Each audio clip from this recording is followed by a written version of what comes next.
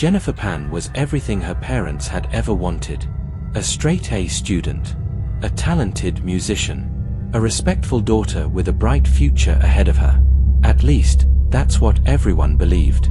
Behind closed doors, Jennifer was living a completely different life. A life built on deception. For years, she lied about her grades. She lied about attending university. She lied about where she spent her days.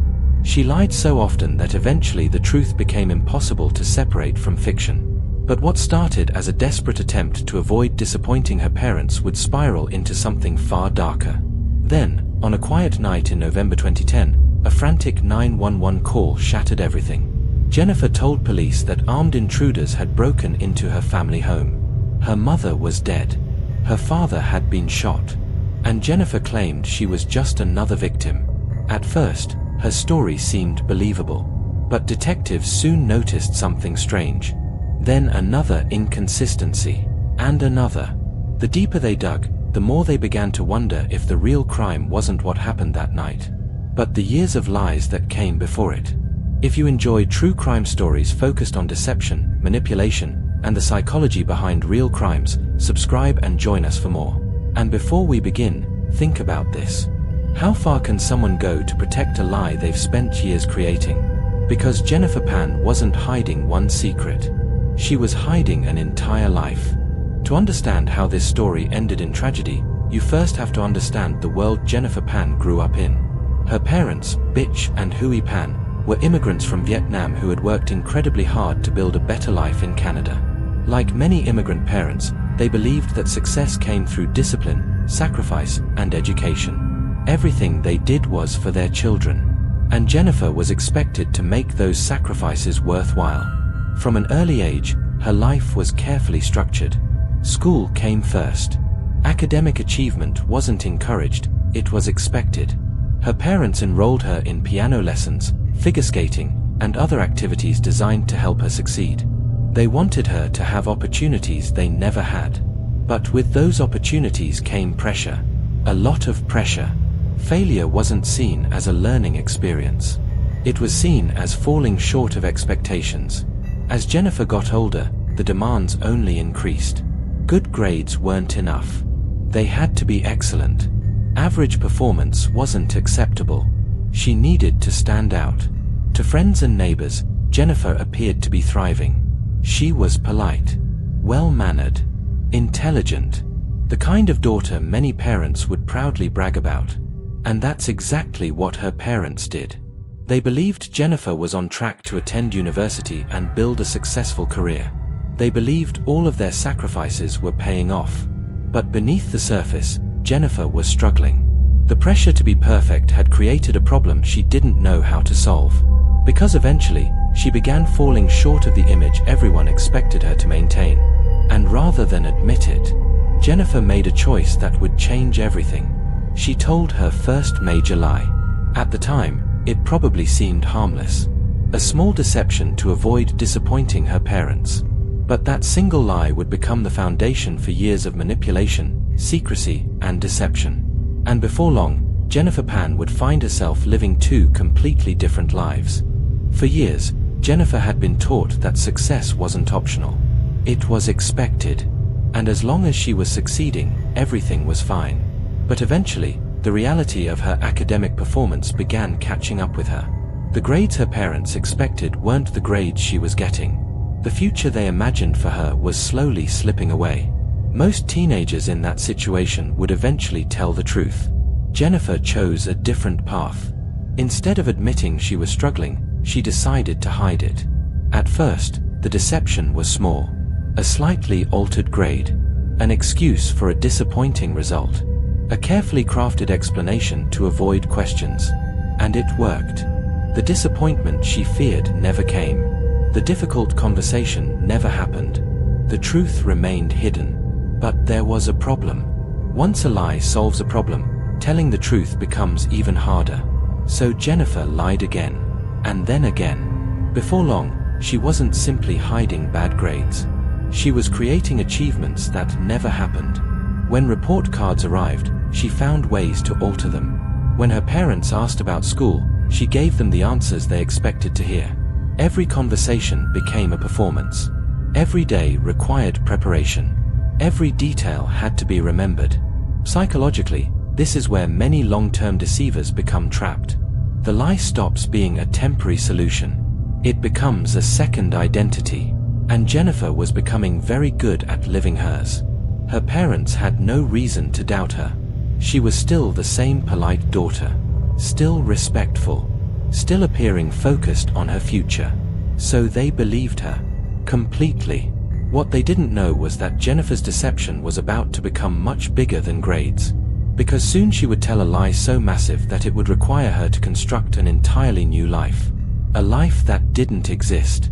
And once she crossed that line, there would be no easy way back.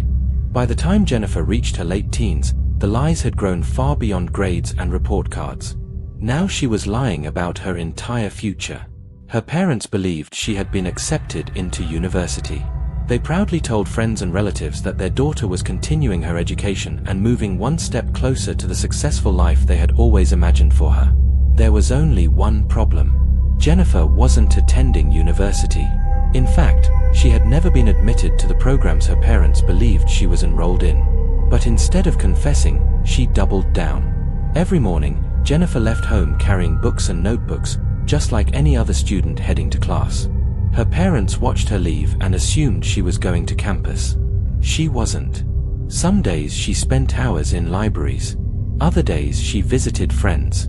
Sometimes she simply wandered around waiting for enough time to pass before returning home. Then she would walk through the front door and describe a day that never happened. The classes, the assignments, the professors, the exams. All of it was fiction.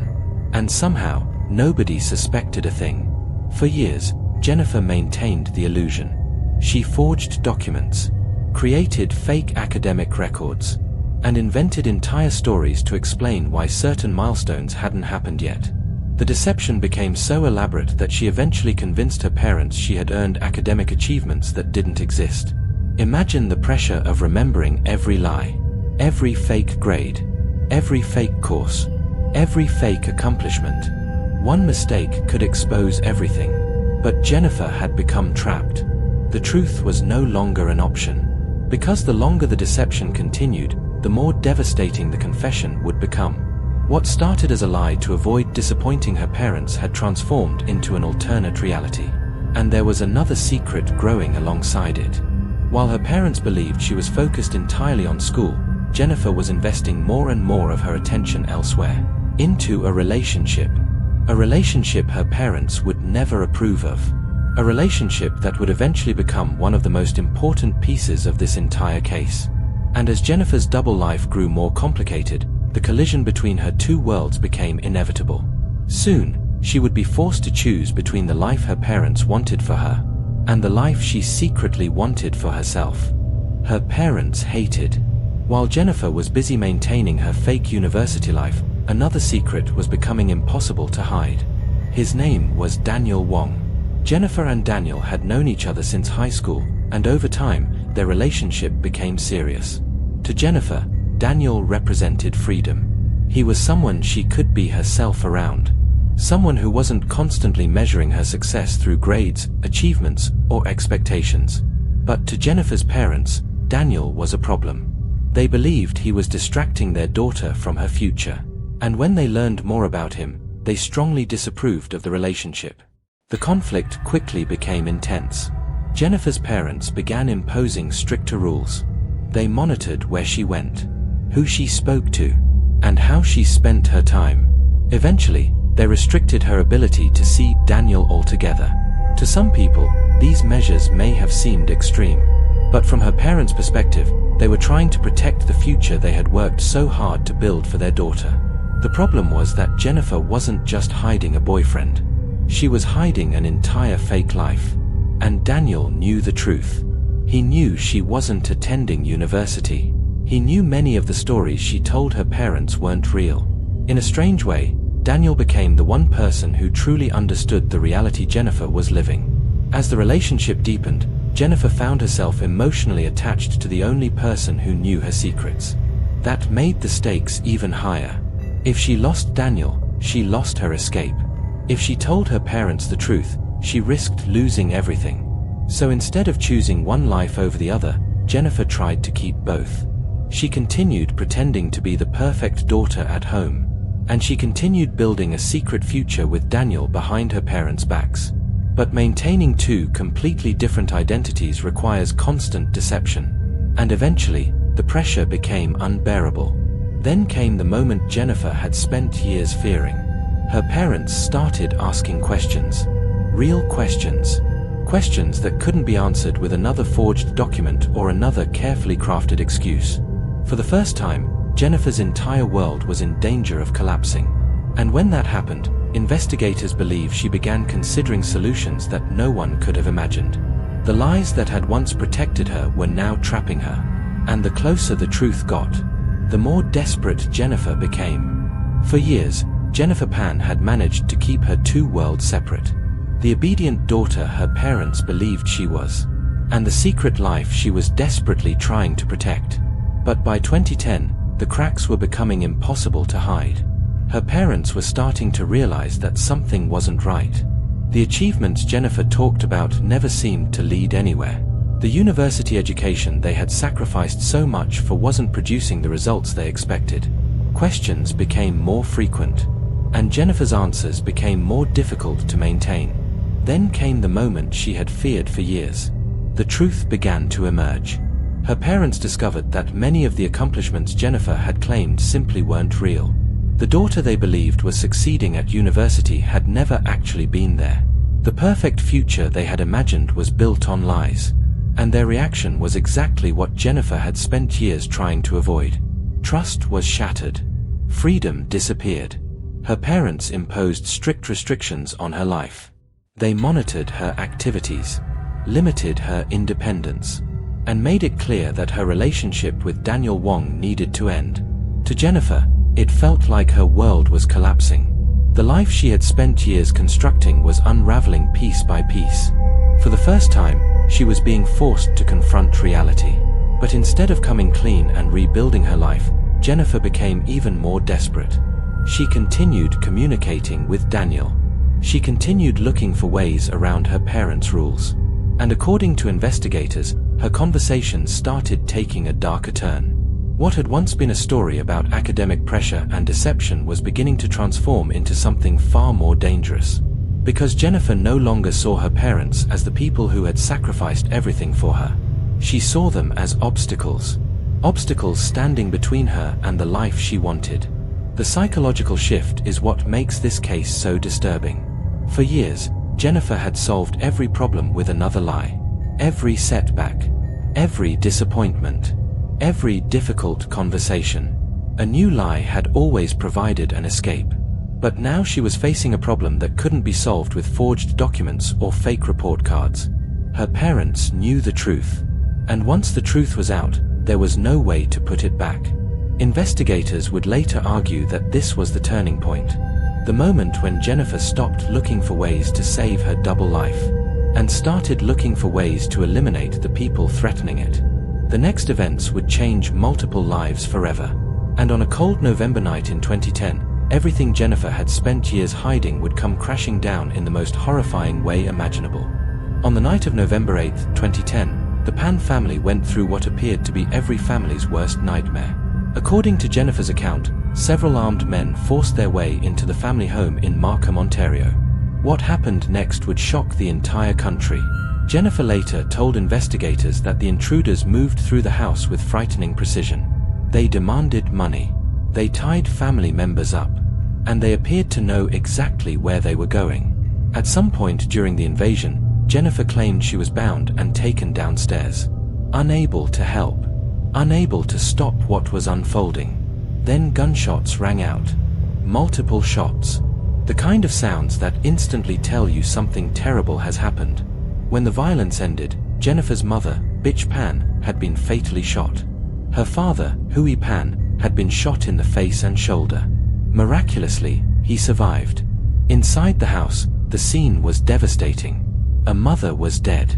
A father was fighting for his life. And Jennifer appeared to be the sole witness to a horrifying crime. In the immediate aftermath, sympathy poured in. Friends, neighbors, and investigators initially viewed Jennifer as another victim, a young woman who had just survived a violent home invasion that had destroyed her family. But almost immediately, certain details began bothering detectives. Some things didn't seem to fit. The intruders had allegedly tied Jennifer up, yet the restraints appeared unusual. Some investigators questioned whether they had truly prevented her from moving. Then there was the behavior of the attackers. According to Jennifer, these men entered the home for robbery. But many of their actions didn't resemble a typical robbery. The attack seemed strangely targeted, almost personal. And perhaps most importantly, detectives noticed inconsistencies in Jennifer's statements. Small details changed. Timelines shifted. Certain explanations didn't quite match the physical evidence. At first, those discrepancies might not have meant much. After all, trauma can affect memory. Victims don't always recall events perfectly. But as investigators continued digging, the inconsistencies didn't disappear. They multiplied. And then detectives uncovered evidence that would completely change the direction of the case. Evidence suggesting that the greatest threat to the Pan family may not have come from masked intruders at all. Because behind the scenes, Jennifer's carefully constructed story was beginning to collapse. And once it started falling apart, investigators would discover a truth far more shocking than the home invasion itself. The perfect daughter was about to become the prime suspect. As detectives continued investigating the home invasion, one question kept bothering them. Why did Jennifer survive completely unharmed? Her mother had been killed. Her father had barely survived. Yet the attackers had left Jennifer alive. At first, that fact alone wasn't enough to raise serious suspicion. But combined with everything else, it became difficult to ignore. Then investigators examined Jennifer's phone records. What they found immediately changed the direction of the case. Jennifer had been communicating extensively with people connected to the attack. Not days after the crime. Before it. The discovery was devastating. Suddenly, detectives weren't looking at Jennifer as a victim. They were looking at her as someone who might know much more than she was admitting. The investigation intensified. Officers began comparing Jennifer's statements against physical evidence, phone records, and witness testimony. The contradictions kept growing. Every time detectives believed they understood the timeline, a new piece of evidence emerged that didn't fit her version of events. The pressure was mounting. And then came the breakthrough. One of the most important witnesses in the entire case wasn't Jennifer.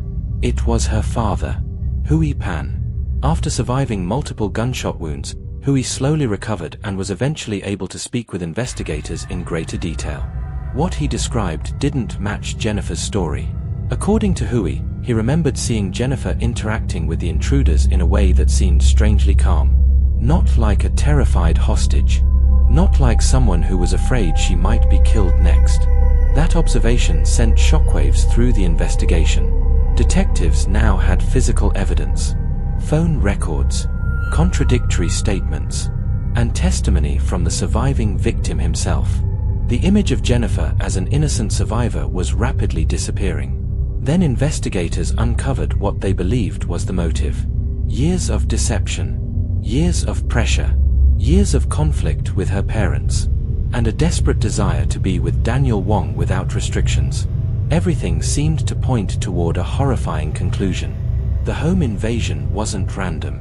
It wasn't a robbery gone wrong. According to prosecutors, it was a carefully planned attack designed to remove the people standing in the way of the life Jennifer wanted. The perfect daughter, the obedient student, the victim who had survived a brutal crime. That image was gone. In its place stood a young woman accused of orchestrating the very tragedy she claimed to have survived. And as the evidence continued to pile up, Jennifer Pan would soon be forced to face the truth she had spent years trying to avoid. The lies were over. The investigation was complete. And the final chapter of this story would reveal just how devastating the consequences had become.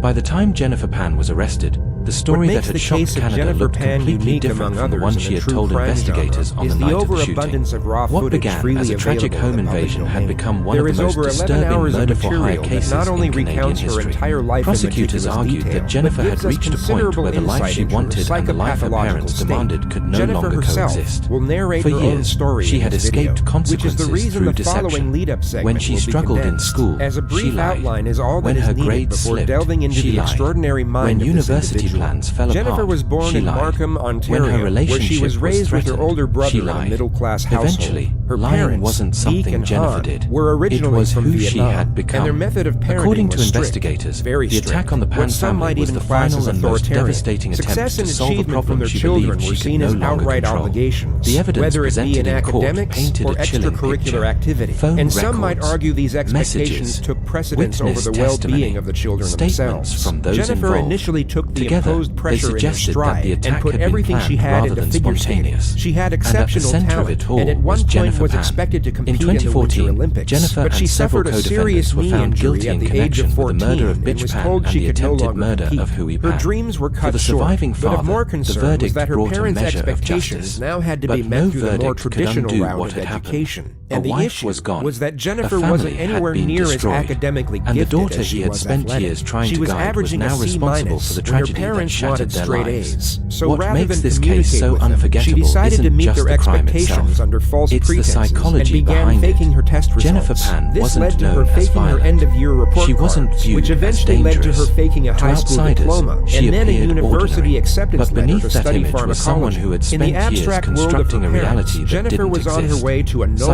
and Psychologists well-paid often career talk about in how medical small healthcare, lies can when grow in reality over time. she was a high Each school deception dropout creates living with a her new drug problem, dealer boyfriend, and that whom new she had been problem dating in requires secret another for almost lie. 8 years. Then She was another, eventually found and out in another, 2010 until the when her original parents truth discovered she becomes had been almost living a double impossible life to recover. and was then In given Jennifer's an case, ultimatum. the lies At 24 became so years large old, that she they had to consumed choose her between one entire of two identity. options. The Option one perfect was that she daughter had to live never at home existed. under a strict The regime, successful cease student all never contact with her existed. boyfriend, The and only future her leave the house parents to go back to believed in school never and pursue existed. an education. What existed Option was a two young was that woman she could do trapped whatever inside she a life wanted, she had but she would created then herself. be disowned from And her when family. that life She could began never return collapsing, home, the and all consequences financial were support would catastrophic. cease immediately. Today, the Jennifer Jennifer Pan evidently case decided remains one neither of the most option would discussed suffice, true crime so she stories created because it forces us to confront a disturbing question. At what point does protecting a lie become more important than protecting the people you love?